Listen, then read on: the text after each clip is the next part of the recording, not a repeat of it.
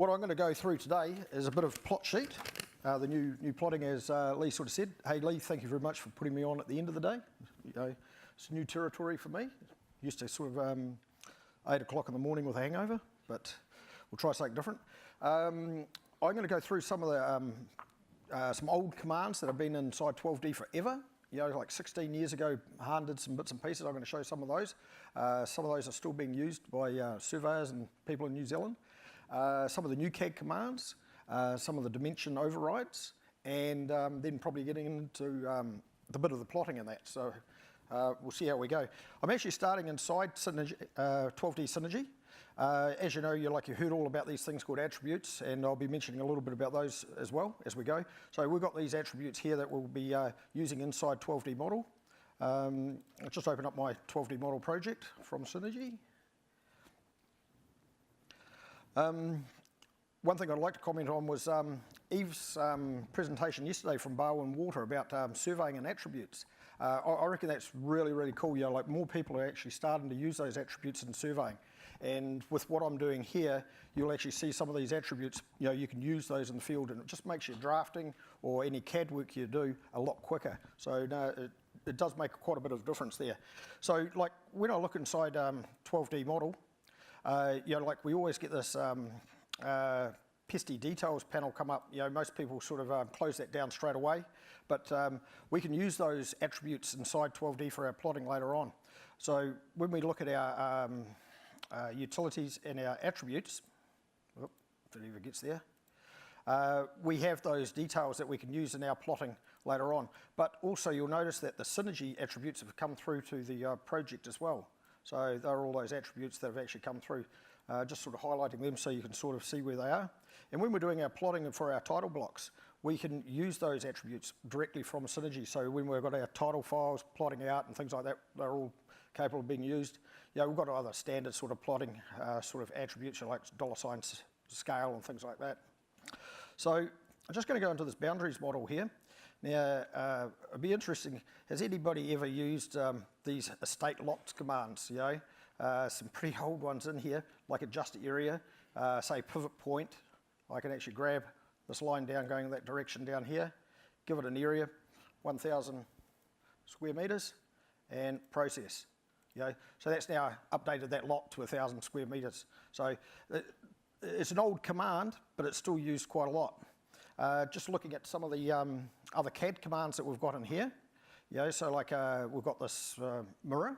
We can just mirror something. So just pick parcel, pick a point. Now there's a new option down the bottom. Down the bottom of the status bar there, it's got a keep mode. So I'll just go K for keep and just pick on that one there. And that's just obviously mirrored that. I'm just going to change the lot number on that, or the name of the string on that one. Just give it a new lot name, lot 7. And just go start, got that one there. Finish. Now, what about some of the other commands that we've got here under the CAD? You know, like there's the new, the copy many. No, well, we won't do that first. What I'll do is I'm actually going to create a rectangle. So I'm actually just going to create a point down through here. And what I want to do is I want to actually make that 766 square meters or something like that. So I can go up to one of Han's really good snap commands up here. And I can just say, hey, look, I'm going to go from here, and I'm going to go out, and I'm going to go spacebar and measure a distance from 2 points, that point, down to this point, and type in here minus 766 divided by, and enter, and there's my parcel all created at 766 square meters. Back to that CAD command, copy. You know, like it used to be quite painful. You know, like you go copy, pick this point, accept it, pick that point, and then you'd place it, re-pick it, and all the rest of it. Now there's a new option down the bottom there, multiple. So I can now go L for multiple, and just go pick, place, there, or I can just go escape, and just pick on this one, this one, this one, this one, accept, pick, accept, and back out. So you can see that the multiple picks are a lot quicker and a lot more efficient to how it used to work. Now, there's some pretty good CAD commands in here, but I bet you'd never found this one before. CAD, down to modify, and this one here, Rotate Advanced. It never actually ever made any menus, as far as I know. And I might just, down the bottom there, we've got this option, 2 points. If you ever tried rotating anything in CAD, it's pretty hard. So I'm just going to go T for 2 points, pick my point that I want to rotate from here, and then, oops, sorry, bang, there. And now you've got the angle there. So you can actually calculate, use your CAD commands to actually work out what you're going to rotate. So there's that point there. Now if I want to modify these lots, I can just use my modification tools, pick, hopefully a lot of people use these snaps on a regular basis. Just move that point across here. Then just going back to my old commands, design, states lots, edit lots, adjustment area, and parallel edge. Pick. And I want that to be 766 as well. Minimum lot size, process, and do the same one. So these are old commands, but very good commands. And then it's just a matter of using your CAD moves to pick, to accept. Right.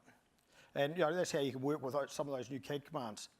I did actually make notes, so I better have a look to see if I'm not actually missing out anything. So, I'm just going to change my model because I'm just going to do some dimensioning. Notice I haven't talked about Peter yet. We'll talk about him later. Or the All Blacks. So I don't think you want to hear about the All Blacks. So just remove these models from here. Always a good command. Right, at the moment, or you've probably heard a couple of times today, people mentioning about the attributes, attribute manipulator, things like that. These lots at the moment have no real intelligence with them. They have a string name and things like that, but presently they have no attributes on them at all. What I want to do is I want to use the name of the string to label or to get an attribute on it, and also the size of it. So to create those attributes, we've got utilities, attributes, and the new apply attribute. Now, I've got a file already created here. I'll just open that up.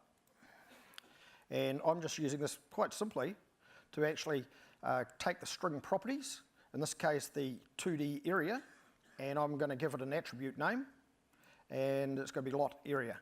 And then I'm actually doing another one here, which is the name of the string, and I'm going to give it another attribute.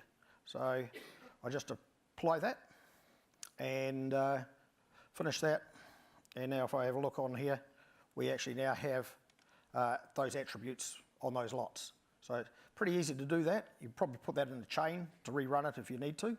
But if I go to my file and my label map files, I can now label that information up with those attributes very quickly. So, this was sort of, like with Eve's picking up of attributes, you can start doing all of these labeling with the attributes really quickly with the tools you've got. So now, another one is we've got all these real cool CAD commands under here, like dimensions,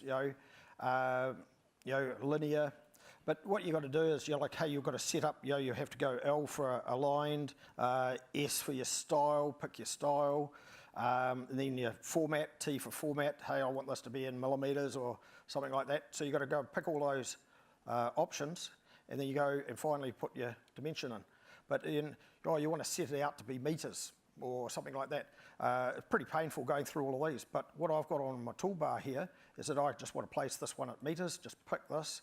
And in that toolbars, I've actually got overrides set to actually do those in here. So what does this file look like? Hey, it's a standard toolbars.4d file. So here it is here. So your button, your type, what it's called. And then what you've got here in yellow is style. So what I've got is my aligned, aerial aligned. And then I've got my formula for actually putting it into millimetres. Same with this one down here, into metres. Then I've got a real flash one here for working out my areas. And this bottom one here, I'm actually also putting in a labelling attribute. So we can do all of those. So that's just by using those overrides. So another option we've got here, label many. So that will actually allow you to go and label distances. I've got a style here set, I've got a format, and just update my screen, and that's labelled all those points. Another one, probably all use this one heaps, which is strings, edit points, and move. That's awesome because you can move all points with the one option, but they've actually made that into a CAD option now. So you just go CAD, pick your point, once again, hey look, I want to go this direction by 6 metres, enter, and refresh all my dimensions. So that's a pretty good little wee CAD one, that option. So I'll just go Control Z to undo that. So that's a little bit about the CAD overrides. Now into the plotting. Right. The new plotting option, multi-page plot sheet. Ben's been doing a lot of work on that, and I've been doing a lot of testing on it. So I'll just go create and give it a file name, my plot, something really sensible. Now there's two parts to this, like two panels. Okay, unfortunately I'm just using small screens here. When you get back to your office and you've got triple monitors or whatever, you'd obviously make this sheet size quite a lot bigger. 10 square. So I'll just make that just a little bit larger, that other panel size. So what we can do is we can have a name of a sheet, size, give it a drawing width, that's the size of this actual panel just here. Choose a plotter type. So I'm just going to use a full scale and give it a file name, my plot, something really original again. Now the first steps you'll do is probably first of all place a title block on the actual page. Just go across there and type in some of your values, my plot, thinking of something really original. Set that, finish, and now you're starting to get your preview here. My next step will actually be to place a frame. So you can do a plan, cross section or a long section. I just got to do a plan, and it's got these nice little wee flash snaps. If you look at the cyan line, it's actually snapping to the plottable area here, and accept that, and pick my view that I've got. So straight away you're actually getting a preview now, and it's actually applying the pen mapping file at the same time. So if I just zoom out here, you can see the white rectangle. We can change the scale, say 500, 350. It will update to what you're actually working with. Now that frame around there, you can rotate that. So rotate that around, and down the bottom there you can actually say tangential or perpendicular. So I'm just going to go perpendicular to this line here, so that I've got it rotated around, so you can see that. Now the other options here is that you've got, under here you can go pan, so you can actually just pan this around and move it around in your actual view. Down further, we've got different modes. We've got a view mode, or you can actually use a view favourite. I'll show you that just a little bit later. You might want to actually place some text, so you can actually place or put a nice title in here first. Just change that to tennis court, and place text in there, title, and in here, and there it is there. You can change the fonts, you can add extra text to it. You might also want to put a scale in there, so you can go scale, pick in a position there. Change your font. And scale. Set that in. And you can also move it, and it's got some smart alignment sort of tools as well. So I'll put in one more frame, little plan, another plan view, just here, up to here. What view shall I pick? I'll pick this one here. Oh, look at that. I fancy that, eh? You Australians haven't seen that for a while, eh? What's that? 1999. Oh, we weren't too worried about that. Helen Clark was actually voted Prime Minister, first female Prime Minister, so that was more exciting. Plot. So I'm just going to go here. I'm going to show you some of those other buttons pretty soon, but I can now go plot, replace, yep. It's going away, it's doing its bits and pieces and that, and it will open up. Now, I think Mark Bland's probably got a question for me straight away. How big's the plot file? Previously, they have actually been quite large. We'll go and have a look at that soon. Well, I think it's only about 1 meg, the actual plot file itself. And there's our plot coming out with our attributes through down the bottom, rasters, images, things like that. Now, I do have another one that I have actually previously been working on. So I'll just go back in here, multi-sheet, edit, and one that I just had ready. Read this one in. It's a bit bigger. Drag that across the side here. Now, a couple of bits and pieces here is that actually when you go down your different sheets, it will actually highlight the different plan for you, or you could have them all open at once, things like that. This particular one here, I don't have actually have a plan form border on it, so I've got no border. This one here, I'm using the example that, hey, you could actually use a favourite, or else you could just, you select your favourite, or you could go no favourite, and it will just get all the information for. So essentially, with these view favourites, if your information on your view gets turned off, hey, it's saved and it's holding all of that information there for you, which makes it a lot easier. Down here, sheet number 11. What I can do here is I can make this a default sheet. So I'm going to just say, yes, this is the default sheet, and I'm going to go over here and I'm going to add a new sheet. So I'm adding another one to the list. So it just took all that information out of that existing frame.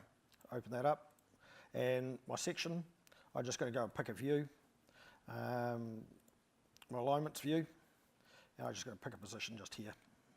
And I can start rotating this, so rotate it around to wherever I want to place it.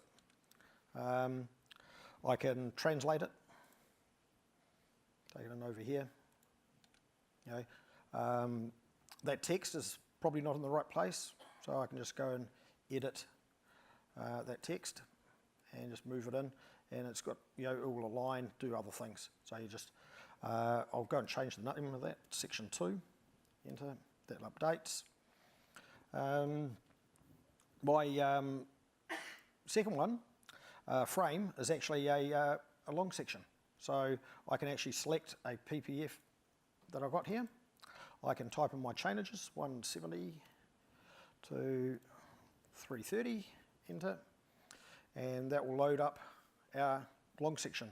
And I can just move that around by just going pan, grab this, and just move that into the right location wherever you want it. So that's sort of creating all the frames in that. This does take a little bit to actually plot. While it's doing that, I just want to talk about this panel.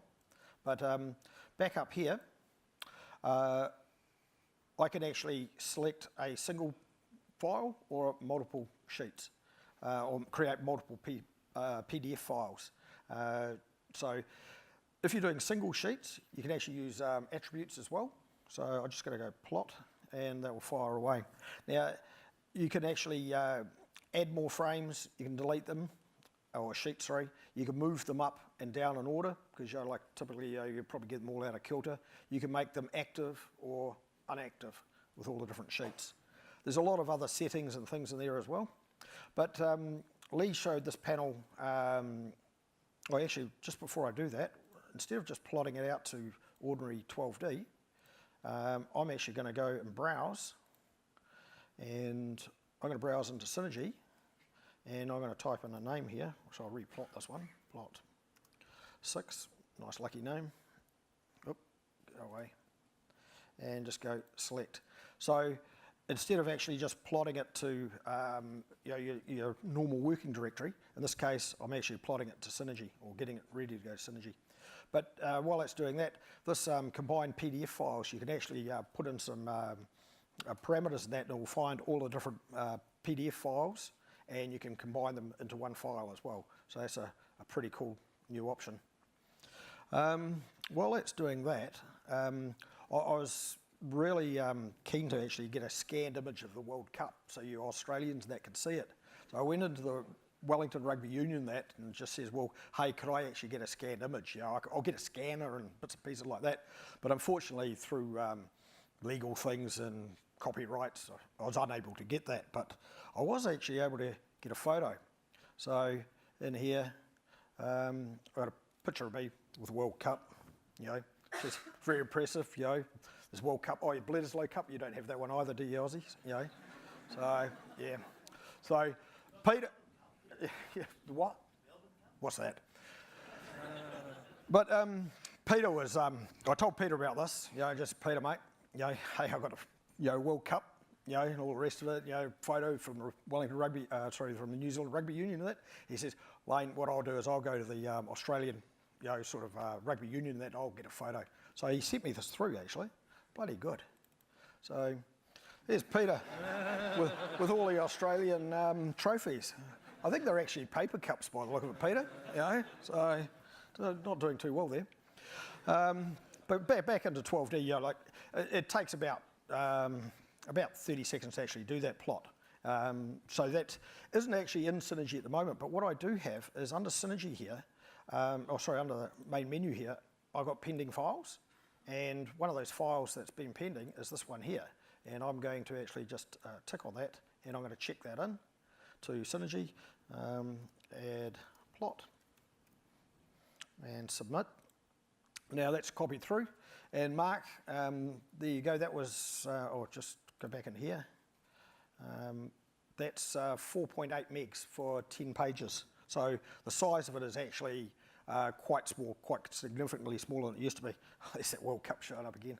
But, you know, so, like you've got all your different pages, you know. Oh, that's the winning team. Yeah, going all the way through. And there's your plots and your long sections. And really, that's about all I got. So you can see that Ben's done a lot of good work there. Well done, Ben. And I think that's going to make it a lot easier for doing all your plotting. And you know, having the ability to have multiple frames on many different pages, and being able to move those around, and you know, you'll come up with some pretty good naming schedules and things like that to get all your sheets all named out properly. But thank you very much.